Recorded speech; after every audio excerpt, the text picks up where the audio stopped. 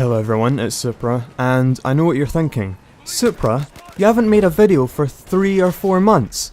Well, I woke up this morning and I was like, fuck me, I've been asleep for 4 months! No, but in all seriousness, it's truly been influence that's affected me. I have had stuff to talk about, genuinely. I was waiting for what is now last patch to have an effect on those, and what's happened now is we've got final stand, and I've not got my thumb out my arse. But, today, I have had a strong influence to talk about price versus content. I know this is like a regurgitated topic and I'm reinforcing it, and I don't watch a lot of other producers. I don't watch a lot of other people. I think that that's healthy for me as a producer and a person that I'm not talking about just a topic that's floating around other people or other producers. So once upon a time, flashed on my Twitter feed was the Hardline pre-order prices that maybe they've been there for ages, but it is starting at 50 quid or $49.99, and this is with what seems like no extra content, which was funny because what EA would usually do is they'd say,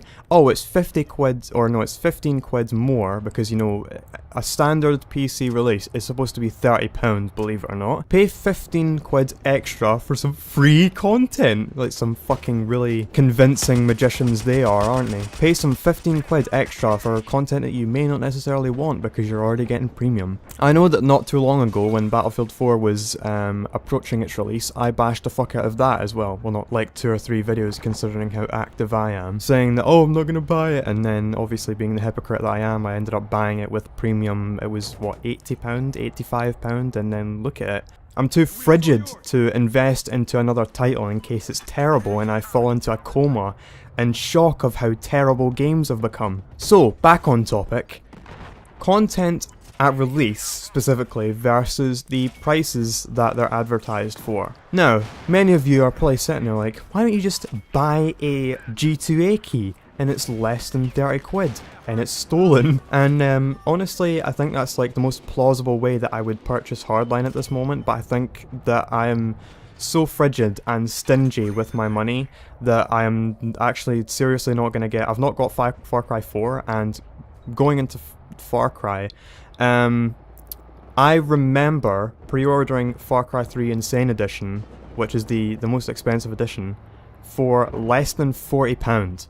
That had a bobblehead, a little pack for your game, and all DLC. It wasn't as good as the Far Cry 2 Collector's Edition. I don't know how much that cost, but I did get it as a Christmas gift like so long ago. Far Cry 2 Collector's Edition had a t-shirt, it had an art book, it had in the making of, where it showed you the developers getting like malaria jabs in their arses. I think it actually did show that, and them travelling to Africa and having an adventure together as a dev team. And along with that you got all DLC in the single player and multiplayer. And now, to compete with sort of Hardline's release, where it has so much content, right? The Sims 4, how much was that? That's at least 50 quid at release, like baseline. And that doesn't have fucking swimming pools. Or jacuzzis. Like, what sort of piss stain release is that? Hardline's base price, like the lowest price you can pre-order it at, is £50.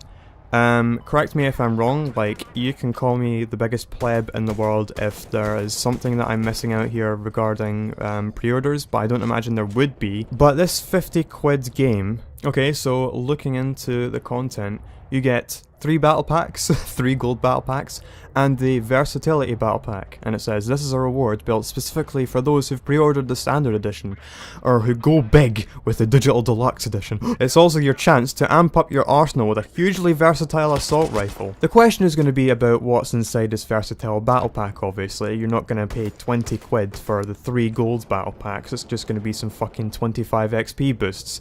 So what's inside this versatile battle pack? Well, we already know that the M16A3, I think, is in the game, including the 416, and the 416 has been the most, if not one of the most versatile guns for the past 4 releases, you know, starting at the first Bad Company. You already know what the answer is. It's truthfully not going to be anything that you'll piss yourselves about, because they don't have the balls to adopt a pay-to-win architecture, and nor would anyone endorse it either. And for this, you are paying £20 more than a standard PC release. I know we've already read and understood this philosophy, but it just seems like they're not even pissing about this time. You're pre-ordering, you're paying £20 extra for some battle packs and a gun. Thank you for listening to my regurgitated topic. If you think that I'm a pleb and you disagree with me, please say so. I'd love to hear it, and I would love to bitterly disagree with you. If not, you can tell me why I am so good, and you agree with me, and you're not going to buy Hardline or any Battlefield game ever again.